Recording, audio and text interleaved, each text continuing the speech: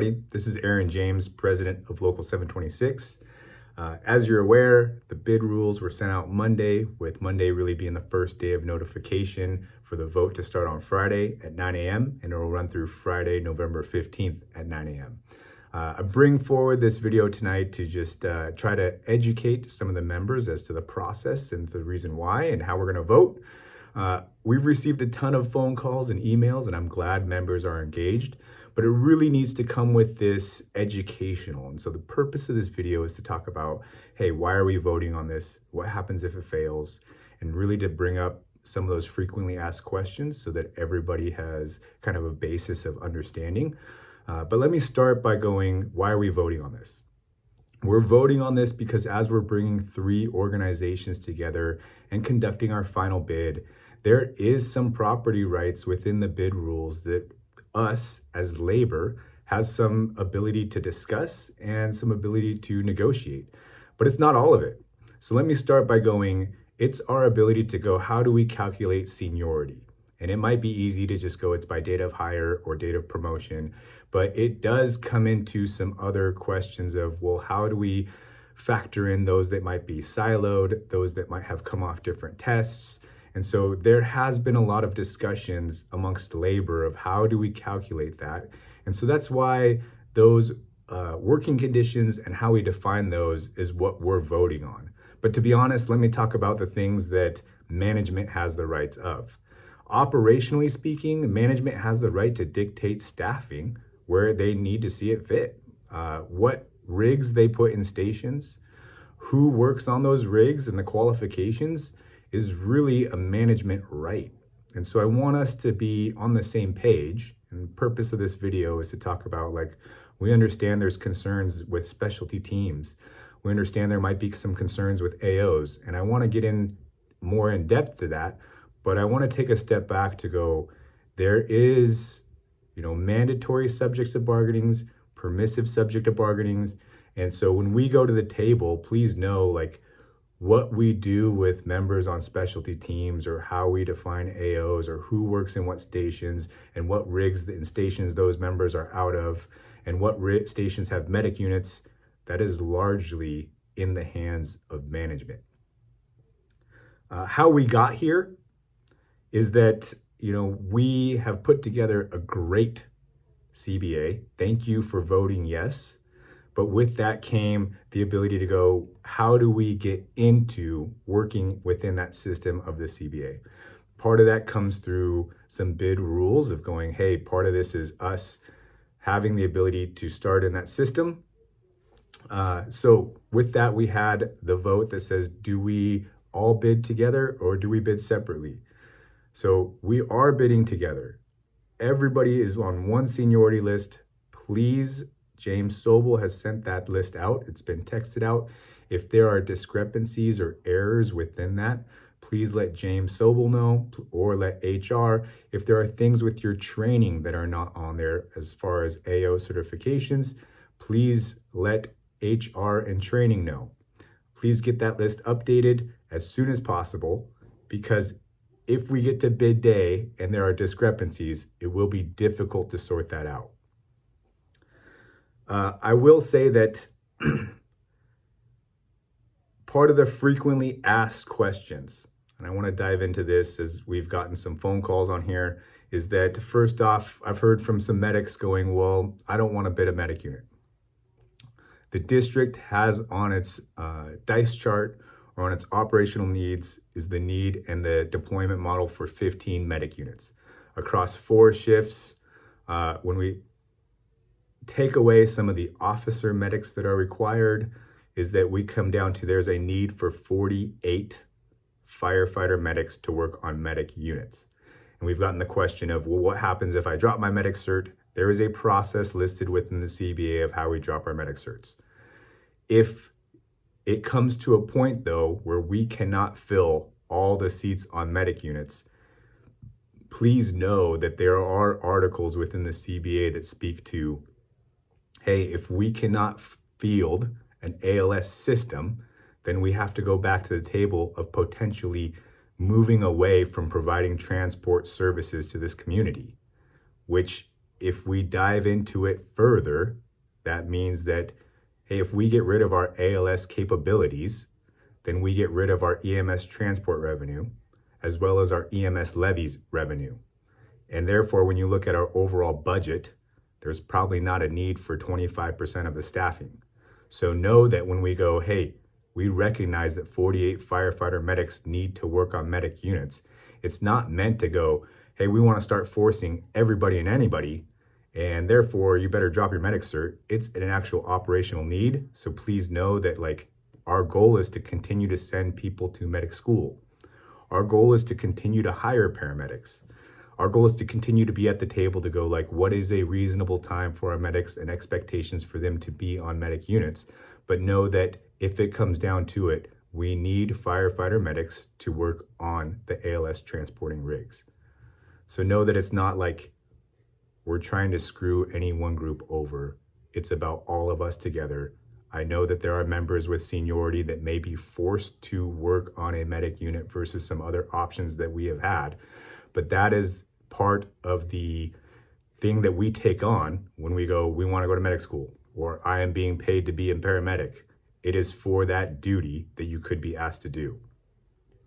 Let me also talk about kind of the siloed officers or the siloed positions that we recognize, is that we've had some MOUs in the past that still do have context today that says we want to get out of that game. And the membership has agreed to it and ratified it, that says we want to have the portability and that everybody comes off one list.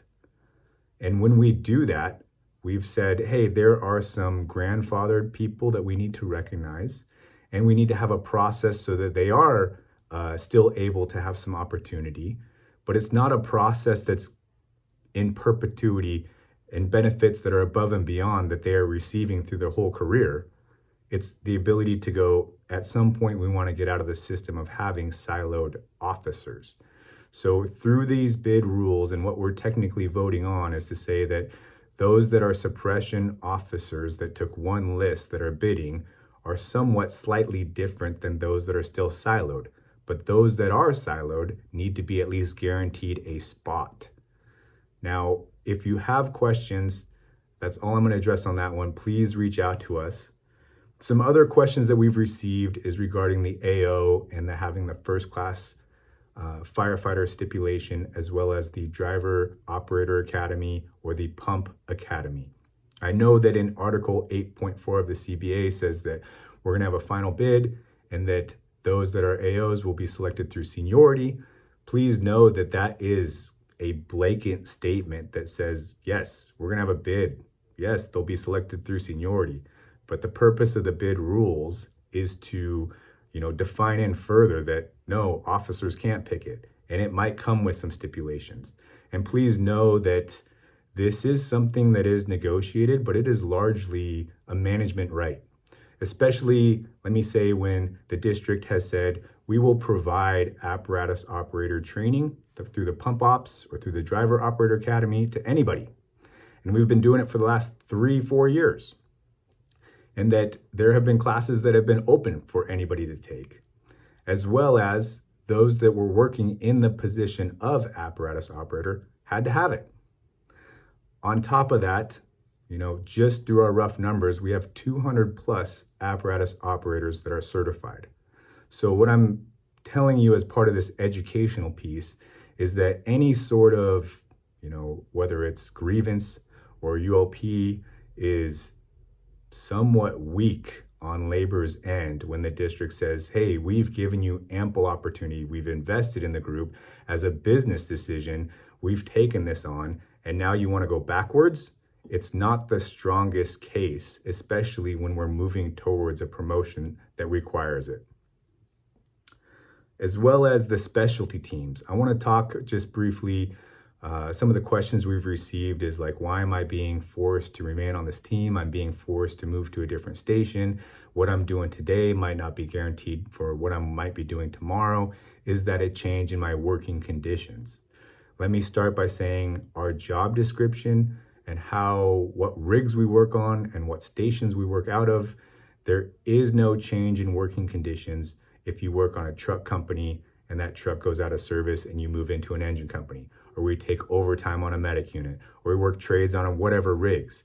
What apparatus you're on is not a change in working conditions. And yes, management does have the right to tell you you need to report out of a different station tomorrow. Let me also say that the commitment, right? Those that are on specialty teams, I'm well aware that, maybe the rules have changed, the rules of engagement, but the district has said, we're going to pay you extra. We're going to provide you the training.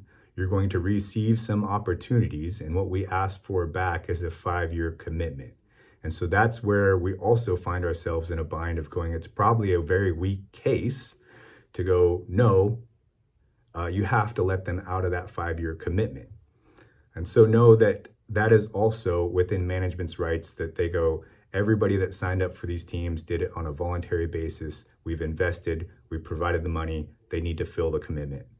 Now, we've also had discussions that we will utilize the process if members want off the team that is within SOG of how you ask to be off the team on a case-by-case situation. I know those meetings are being scheduled, and so that is just all I wanted to bring up on there. If there are questions, please get a hold of your shift reps, please get a hold of your VPs or myself. I will tell you, I've received the question of, well, how come those that are in silos, those that are on specialty teams, those that might be medics, all of those, why don't we have a system where maybe they bid first? I will tell you, this is something that can be negotiated, but I will largely say that in past practice, when we've had the tiller or we've had the SCBA program out of 6-4, this is the exact same way that we have utilized to fill vacancies on specialty teams or things that have come with time restraint commitments, is that they are filled through seniority. We don't honor any extra special seniority. We don't honor team seniority, but through this, I go, is it something we could look at changing? It is something that we've just said, this is what we've done in the past. This is recognized. This is a past practice. So please know this isn't anything new. I want to talk about what happens if this thing fails. And really, let me start off with going, I encourage you to vote yes. I encourage you to vote yes because our belief is that these bid rules are fair. They take into account not just one group, but we are trying to look out for the entirety of the membership within 3 organizations coming together. I know that there are obstacles. I know that this thing isn't perfect, but we tried to look out for everybody. But let me talk about if this thing does fail.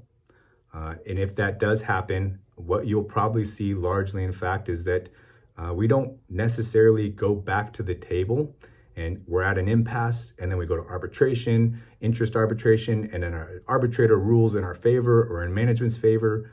Like, we have a contract in place. That's what interest arbitration is for.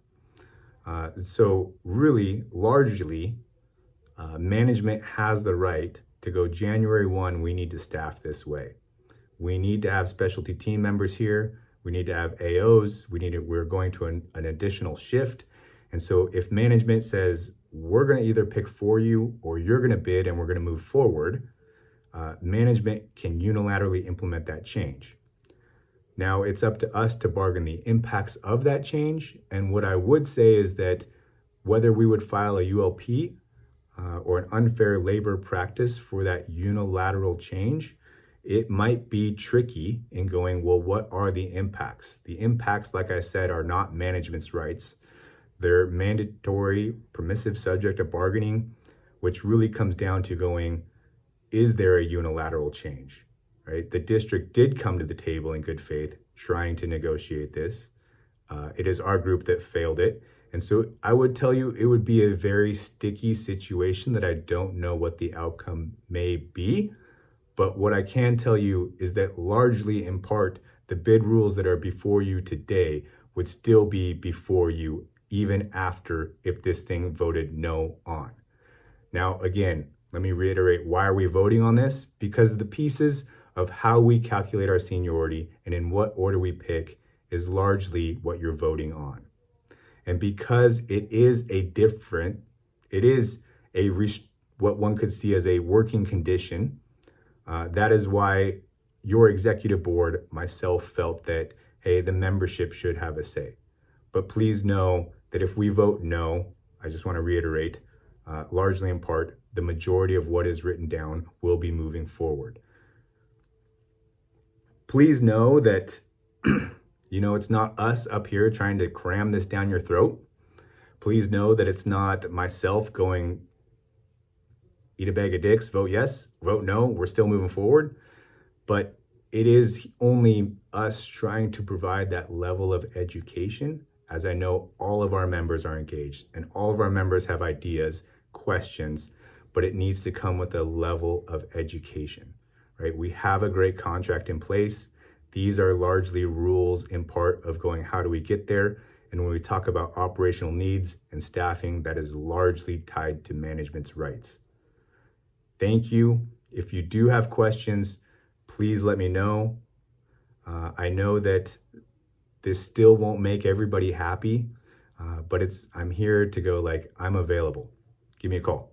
Take care.